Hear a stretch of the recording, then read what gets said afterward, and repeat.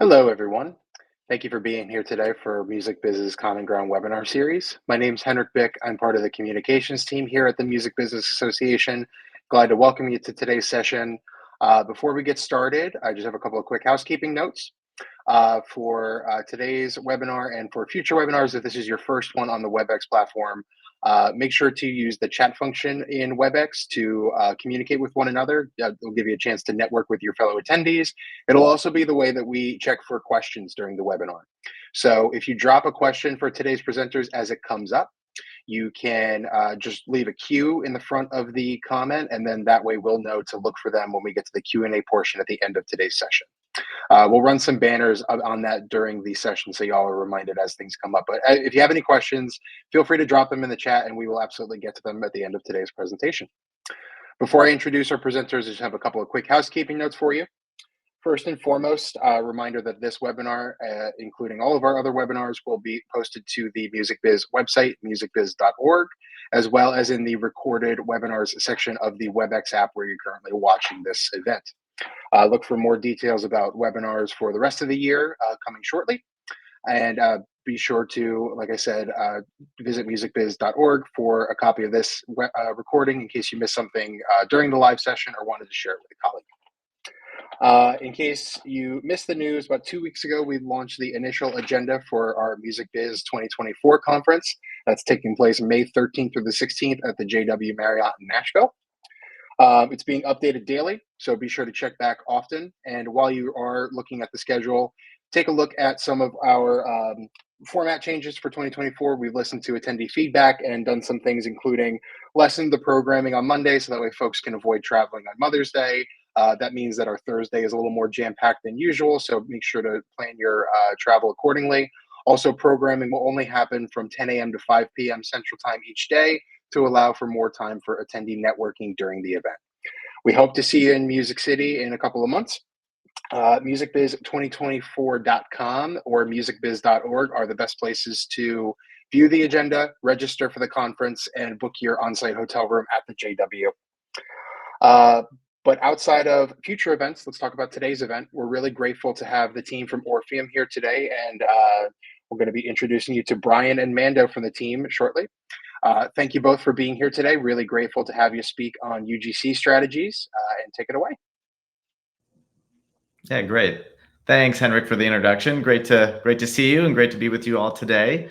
Really appreciate taking the time with us and being with us today. I just before this, we were told that we had actually several hundred registrations, which is incredible. I know that we have folks from all over the world joining us, so thank you so much for joining us today. Today's topic is maximizing royalties across UGC platforms. So we're going to be going over the importance of metadata as it relates to proper royalty collection, and then some of the basics of YouTube, TikTok, and Meta, and how to properly understand the ways in which rights holders interact with them as well. So just for some really quick introductions, my name is Brian Bakke. I'm the Director of Business Development here at Orpheum out of our Los Angeles office. And I'm Mando Hastuki. I'm the Business Development Manager for Europe, based in our London offices. Really excited to be here today in this webinar. But I'll hand it back to Brian to get started. Yes, great. Thanks, Mando. So just before we get started, I wanted to give just a really brief background and overview of Orpheum and who we are as a company. So Orpheum has been around since 2016 and is the leading tech company managing digital rights on user-generated content platforms. So we have over 600 employees and offices around the world, notably here in Los Angeles, London, Athens, Greece, Japan, Ireland, and just to name a few. Our clients include some of the most prominent labels and publishers in the industry, as well as distributors, production music libraries, societies, and many independents. So as you can see here, our technology has actually driven hundreds of millions of dollars worth of additional revenue, and that all goes back to the artists and is a testament to what we've been able to achieve for the music industry. So for today's agenda, we're going to be going over the industry landscape, moving into metadata and its importance, and then onto YouTube, TikTok, and Meta. We're going to leave a nice chunk of time for Q&A at the end as well. So please feel free to put questions in the chat here or ask them at the end. So just to kick off today's webinar, I thought it'd be a good idea to just get a lay of the land and what the industry currently looks like. So from Allied Market Research, platforms that have user-generated content is set to reach $71 billion globally by 2031, which is an absolutely massive number. This really just goes to show that the explosion of the creator economy has a direct impact on rights holder revenues across the industry. And we really want to be sure that artists are getting their fair share. After all, music drives these platforms, and they really would not be where they are now without the creativity of artists and songwriters. So we hear a lot about, these big numbers and, coming from UGC content, but how does this actually get paid out? And the short answer is metadata. Okay, so metadata is the foundation of which all this stands on and is relevant and crucial for all UGC platforms. But what is music metadata and why is it important? So music metadata can be considered the digital DNA of a song file. It usually lives as a spreadsheet of data that includes information like artist name, song title, album name, copyright information, writer names, ISRCs, and territory ownership, amongst other details. All this metadata is the key that allows UGC platforms to understand and categorize music and ownership effectively. So really, without proper and accurate metadata, there would be no revenues flowing to rights holders. And just to dive into this just a little bit further, the first crucial step for rights holders is all about getting an accurate picture of the current state of your metadata. So as rights owners, this is really the golden ticket to making sure that your music is discoverable and, most importantly, monetizable on any UGC platforms. So if you're uploading sound recordings, having high quality MP3 or WAV files is really important for the automatic detection or fingerprinting systems that the UGC platforms use. Okay, so these reference files are used to detect usage of your music in videos. So you really want to have the highest quality possible. In addition to reference files, you'll also want them to be as unique as possible. So when uploading music, just be mindful that things like arrangements can cause unnecessary claims, and using samples can cause reference overlaps with other rights holders. All right. So each platform has different requirements for what metadata is needed or what type of reference files they will accept. So just be sure to research these requirements for each platform to make sure that the collection is as seamless as possible. Depending on the manual capabilities of your team, you might want to consider outsourcing this. Large metadata cleanups, just to focus on less repetitive tasks. Metadata is really prone to human error and can be really costly if not done properly. So just to summarize this, it's vital for rights owners, whether it be publishers or record labels, to keep and maintain good metadata to capitalize on the deals that you might be doing with each platform. So just as we went through, updating and cleaning up metadata is a lot of heavy lifting, but it's really well worth the investment, and be it your team's time or the cost to outsource to other companies. Once this happens, you can really see the results in the numbers. So starting off with YouTube and then having expanded our services into other UGC platforms, we've just seen how impactful it can be for our clients' revenues. So in 2023 alone, our team added accurate and compositional and recording metadata to platforms for our clients and carried out detailed high volume metadata cleanups, which ended up generating an average increase of 52% in revenue for our clients just from this process alone. So, you see this and it's a great result, but it's not that easy to achieve. So just to take away the element of human error, we've actually built and tailored our own tech solutions. And we pride ourselves on having the largest and most accurate metadata picture in the industry. So by having these processes, we've really been able to increase client revenues and attribute correct payments to our clients with a fully built out reporting picture. So with that said, we'll step into YouTube.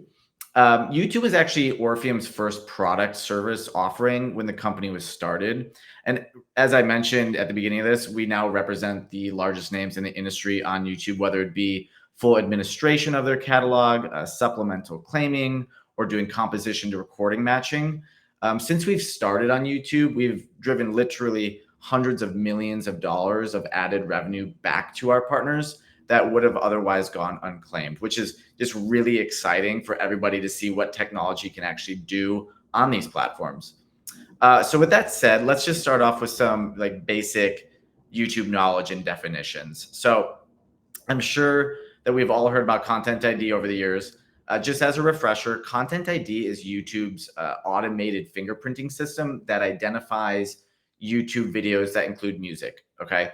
So YouTube only grants Content ID to copyright owners who meet specific criteria.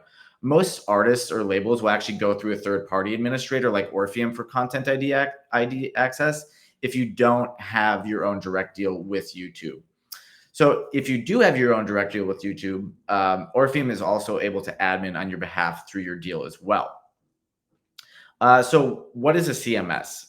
Music rights owners use content management systems, or a CMS, to provide the metadata, sound recordings, compositions to UGC platforms. So it's either your user interface as rights owners or your administrator's backend to the platform. All right. So it's the primary way you can monitor usage and revenue generation.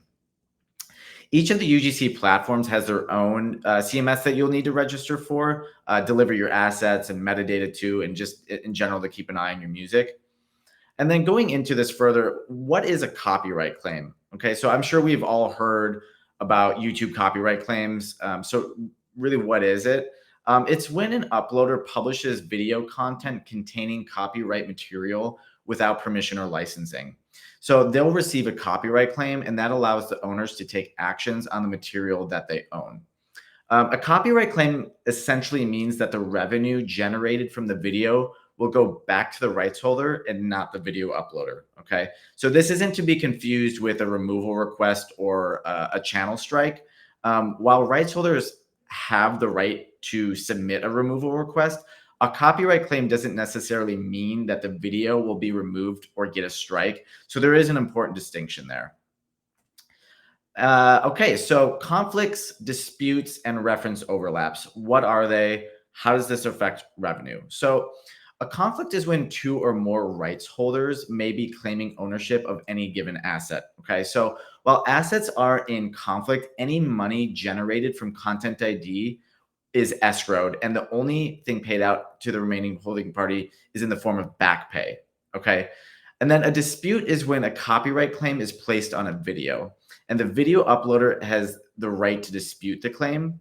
So once the dispute is placed, the copyright claim is then set to an active. Okay. So the CMS gives you, as the rights holder, the ability to either accept or reject the dispute by reinstating the claim or releasing the claim. And then lastly, reference overlaps. If two parties ingest the same sound recording, this can result in a reference overlap. So if a reference overlap occurs, you can action this issue by either asserting ownership of the sections that overlap, or you can exclude the portions that overlap from your reference. And then lastly, all UGC platforms have some form of automatic copyright detection that places copyright claims like Content ID. However, there are times when these systems don't catch all the material that's being used for various reasons.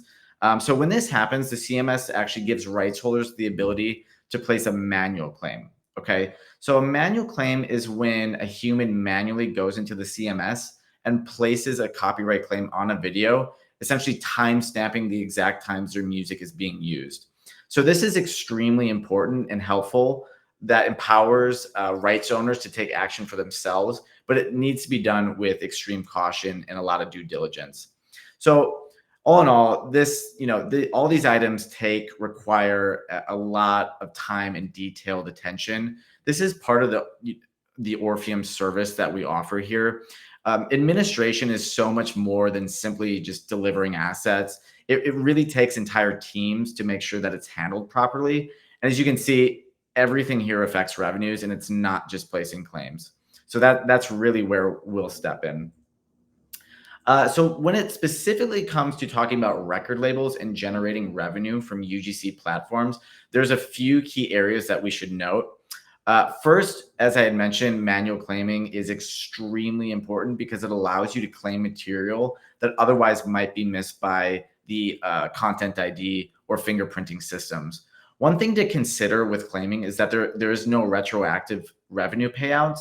So just as an example, if a video containing your music has 1 million views in 5 days and a claim gets put it on the 6th day, you won't be paid out for the first 1 million views. Only after you place that claim will the revenue start flowing. So this is really key to driving revenue.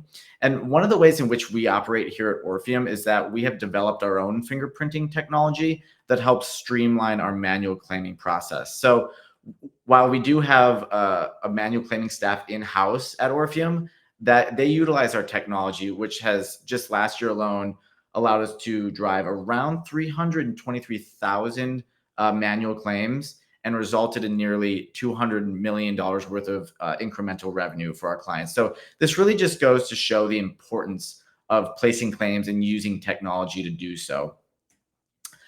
Now, when it comes to publishers, okay, so the same can be true about manual claiming for compositions. However, there's really a few key differences between label and publisher revenues on YouTube. So as I mentioned at the beginning of this, metadata is without a doubt the most important aspect in regards to being the foundation. This is especially true for publishers on YouTube. Since labels are uploading the sound recording as reference files, publishers are only uploading metadata with writer splits and essentially other metadata as their reference. So if that data is missing, the royalties will go into what's called the black box, which is essentially just a pool of money that sits until somebody can claim it properly. And then equally as important is attributing compositional data and sound recording data, which is important for revenue generation on YouTube. So one of the ways in which we support this for our publishing clients here at Orpheum is the usage file matching service. We actually use our own proprietary machine learning algorithm to take unmatched sound recordings to their publishing assets to draw accurate relationships between the two. So our technology is able to review and process tens of millions of rows of data a month to generate these matches, which has resulted in millions of dollars worth of back pay from the YouTube black box back to our clients. Okay, so our AI technology is always learning from all the matches to improve our results, making composition matches more and more accurate with each piece of metadata that we receive from our clients. So I hope that was helpful, and I'm actually going to pass it over to Mando now to talk about TikTok. Great stuff. Thank you, Brian. Oh, TikTok is a hot topic of conversation at the minute, so I'm sure you're all eager to discuss this one. Let's go. The numbers are pretty staggering here. At this point, more than 1 billion videos are being watched daily on TikTok. And as you probably know, TikTok videos are associated with a sound, and the sound is often a song. And so given that the user base of TikTok has grown massively over the past years and is expected to reach 2 billion users by the end of 2024, more and more music will be used. And as usage grows, so does revenue opportunity for artists and songwriters. Because the growth of video creation translates directly into revenue opportunity. So let's dive into this a little bit more and talk about how music catalogs are managed within TikTok. And that is done through Media Match. What is Media Match? Well, it is TikTok's rights owners portal. It is similar to what Content ID is to YouTube. And it's designed for rights holders to place claims, upload new assets, release claims, manage a music catalog. It is, however, much, much newer. So who gets a Media Match account? It's mostly big record labels and distributors at the moment. However, as we understand it, these are not given out easily, as TikTok is still developing their technology. And this doesn't mean that only a handful of labels have a deal with TikTok at the moment. TikTok has deals with labels, distributors, publishers, and collecting societies. Um, it's just that deals vary depending on the type of rights owner and content type, but typically they're under blanket licenses or a share of a fixed pool, which is different from YouTube's usage-based model. Um, so the reason, let's just say there isn't a one size fits all. TikTok is, of course, a developing platform, especially in terms of music usage and licensing. So things are constantly changing. And just like you guys, we're all looking out for the outcome, with the situation with UMG. Let's see. Now, another important aspect to note about TikTok is what we call the GML and the CML. So the GML, or General Music Library, is a collection of all the music available for use on TikTok. It's what creators use every day to make their videos. So only a creator account or those of the general public have access to the General Music Library, where they can use popular songs owned by, let's say, major labels and publishers, but for non-commercial uses. Now, the CML, on the other hand, stands for Commercial Music Library, and is a pre-cleared library that enables brands to find music to soundtrack their content on TikTok without having to get a license directly. So this is only meant for marketing, advertising, sponsorships, endorsements. And then rights owners get a share of a separate pool of royalties, depending on what music is used by brands. So, okay, let's dive into how royalties work through TikTok. So on TikTok, each video is called a creation, and every creation is associated with a sound. Now, one single sound can be used in multiple creations. Once a sound is claimed, then that claim applies to all creations using the sound. So, contrary to YouTube, royalties aren't based on the number of views a creation gets, but the number of creations that use a single sound. So, to give you an example, a single video could have like 50 million or billion views on TikTok, but the payout will only be for that one video creation, so not the 50 million views. So more users making a video using that very specific sound, more royalties for that sound. Yes, also TikTok only recognizes royalties after the sound is claimed, which is the same with YouTube. So unfortunately for rights owners, any views generated by creations before the claim is placed on the sound are not considered. There's no retroactive claiming. So having said that, it is important to get sounds claimed, because at the end of each month, the royalties that TikTok allocates to rights holders are divided up by share of claims. So if a sound has millions of creations associated with it, then that rights holder will get more of the royalty pool than someone who has, let's say, a few thousand creations on their sound. Great. So as you probably know, TikTok users are brilliantly creative in manipulating songs. Sped up versions, slow down versions, remixes, etc. So this is certainly a popular technique and is creating many video hits at the moment, but it also creates many issues. So like most fingerprinting technologies, Media Match can easily identify an original version of a track, but struggles to identify other uses, covers, live performances, and especially sounds that have been manipulated. So this means that it's harder to find, track, and monetize sounds across the board. So at Orpheum, we have developed technology that has been successful in dealing with this issue at scale, and we are able to identify far more manipulated versions for our clients with Media Match accounts. So just to give you an idea, in a recent trial that Orpheum did in conjunction with one of our major partner clients, we found that roughly 25% of the sounds that contain our clients' music were not claimed at all. And more than 90% of these unclaimed sounds were manipulated sounds, which, as you understand, deeply impacts how revenue gets paid out.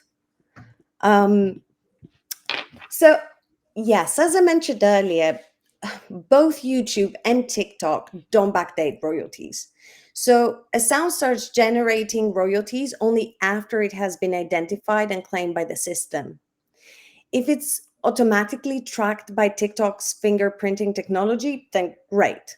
But if not, for any reason, then like sound manipulation, then a manual claim must be placed when it's found.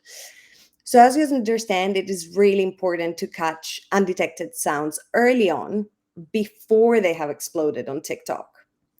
So, at Orpheum, our manual claiming teams are using our technology to do exactly that on YouTube on a daily basis.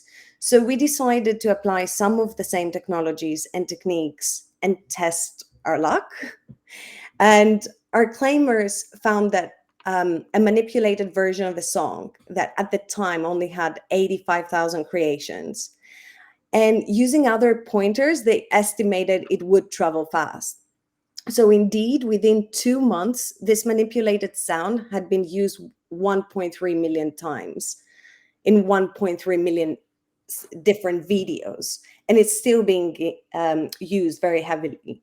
So I wish I could tell you which track it is, but I can't. Okay, so let's move on to Meta. So Meta includes both Facebook and Instagram, and it's controlled by Meta's Rights Manager. So Rights Manager is Meta's fingerprinting and CMS system. It is much like Content ID or Media Match. And so again, it is where rights holders will go to deal with asset ingestion, claims, allow listing, disputes, conflicts. And we have started working with Rights Manager too. Just keep in mind that Rights Manager, just like Media Match, is still a developing system, which closely resembles Media Match and YouTube CMS functions, but again, is a little bit more limited and still undergoing changes. So how do royalties flow on Meta? It is very similar to TikTok with a few different terms. So videos on Instagram are called Reels, and Reels are associated with an audio. And when an audio is claimed, the claim will then cascade to all Reels using that audio. Again, royalties are only generated after an audio is claimed, and nothing prior to that will be factored in any calculations. So manual claiming is also extremely important for Meta, as the rights manager system will sometimes miss claims, and again requiring a human to manually claim the audio found. Again, this is especially true for manipulated audios these days. Lovely. So, as we have seen, UGC is growing really fast and is set to get bigger. We shared a lot of insights today and about how content is claimed and royalties are maximized across the major UGC platforms. And I'm sure you all agree it's far from simple. It's actually really complicated. So, over the past 8 years, Orpheum has honed its technology and expertise to navigate the complexities of UGC platforms. And with our catalog management, matching, and manual claiming services, we have generated unrivaled revenue returns for our clients.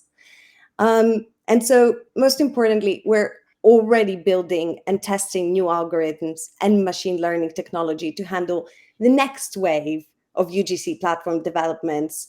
So, you know, that we're best placed to serve new and existing clients across all the platforms, because there will be more and more. So I leave it there. Great. Yeah. Thanks, Mando. So if we have any questions, feel free to put them in the chat. Mando and I can hang around for a while just to go through anything. And I'll just jump in quickly and say thank you both, Brian and Mando, for taking your time today to discuss this really nuanced and detailed topic with everyone. Really, really appreciate your time and talent today. And thank you, folks, for tuning in. As we said, if you have any questions for us, feel free to drop them in the chat now, and we'll get to answering them live for you. Thank you so much. Okay, so let's see. Do you think TikTok will ever change its model to pay out based on views / share of ad revenue similar to YouTube?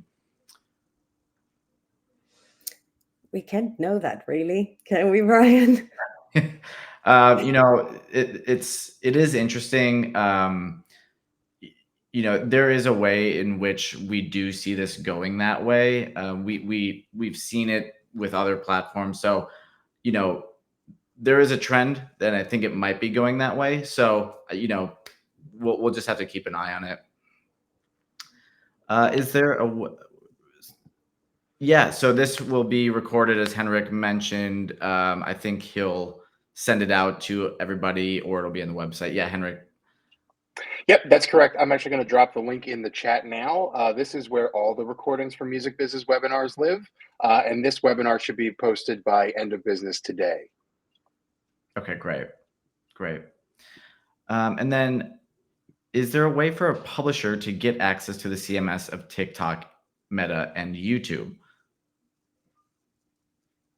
For YouTube, well, it all depends on the direct deal with these platforms. For YouTube, most certainly, a lot of the publishers we work with have their own content ID platform. But yeah, it all depends on the deal. So you should contact the platforms, absolutely. Okay, and then let's see here. If I have an issue with someone posting one of my copyrighted videos on their YouTube page, what action do I take? Thanks, Yvonne, for this question. So one of the things that you can do, if you're saying copyrighted videos on their page, so if it's your music, you can actually contact your administrator, whoever is kind of dealing with your content ID, and then they can either request a takedown of that video for you, or you can go through other channels. There is a kind of a way to do it through YouTube as well, depending on kind of what situation you're in. But let's just say if this uploader is using your music or your copyright, then you can go through your administrator and request that video either be taken down, or if it's not being monetized, you can request that it be monetized, and that money will then eventually flow back to you as well.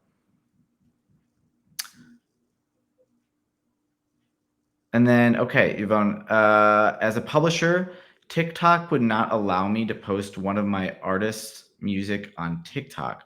Why is that? I actually don't know the answer to that. That's a good question for TikTok. I don't know the answer to that. Yeah. So Yvonne, if you want to reach out to either Mando or myself after this, I think it's kind of an interesting question. Yeah. Let us dig into it for you just a little bit more, because it does depend on the deal and the administration of how this is being handled, because each case is a little bit different. So yeah, why don't you just reach out to us after this, and we can certainly try to dive into that for you a little bit more.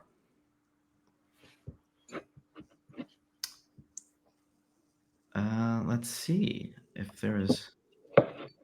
Looks like we're coming to the end of questions now, folks. If we have anything else, looks like we got something else in the chat. Yeah, now, if there's any other questions, feel free to drop them in chat, folks, and we will answer them before the conclusion of today's session. Okay, so thanks, Anne. How many employees are assigned to evaluate these claims in US versus UK? So for mashups, how accurate is your technology to distinguish between the songs, and how long do these songs need to be able to be ID'd correctly? So that's a really good question. we have quite a significant amount of folks internally at the company. Obviously, as I mentioned, we do have 600 employees based across the globe. Now, we do have teams for manual claiming with that. Our technology is actually really accurate in picking up covers and mashups. As Mando kind of talked through the TikTok portion with manipulated audios, we've actually developed our own proprietary technology that essentially is designed to pick up manipulated audios. So whether they're remixed, mashed up, slowed down, sped up, you name it, upside down, we can actually identify those based on the sound recording and place a sound recording claim for those. So the number in the case study that you saw is basically a direct result as from our technology that we've developed. So thanks, Anne, for that question. Would that mashup ID be able to ID all dialects? By dialects, I'm assuming you mean languages. I believe so. Yeah, as long as it contains the sound recording in some fashion. Mando, did you have any thoughts on that? Exactly, yeah. It depends on how it's tracked. If it's using fingerprinting technology, it just requires we just require the sound recording. Of course, we use other techniques, but still, language wouldn't be a problem. Mm-hmm. Yeah. Okay, so Lorenzo, some content owners are not labels or distributors and therefore may not have access to CMS, Media Match, etc. Is it fair to say that if Orpheum does not have access to CMS, Media Match, you will not be able to optimize UGC? Are there any alternatives?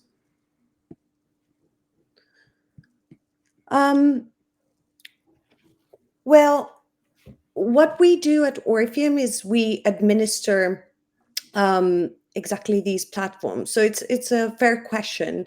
For YouTube, we do service clients who do not have their own platform. For Media Match and Rights Manager, we're currently servicing clients with their own platform.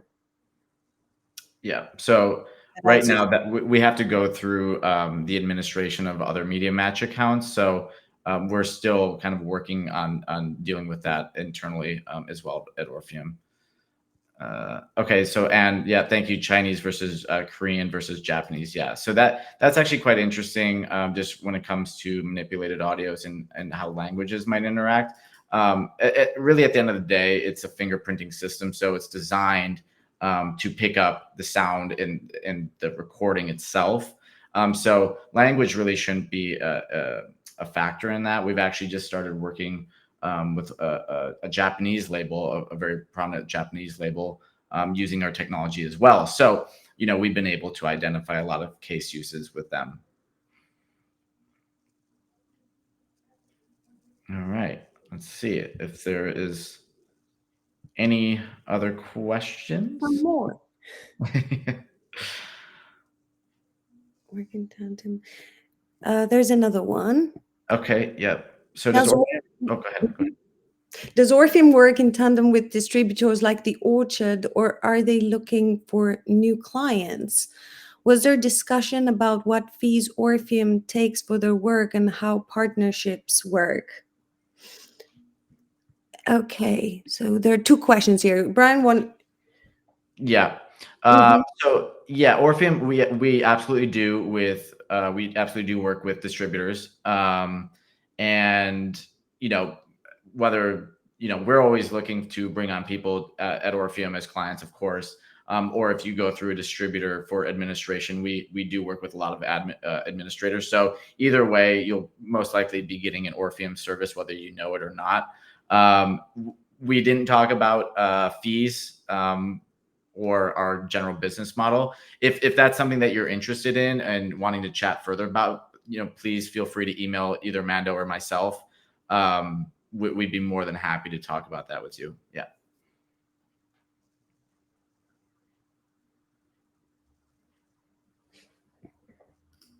Great. Looks like we're coming up to the end of questions here. Folks, thank you again so much for being here today with us and the Orpheum team.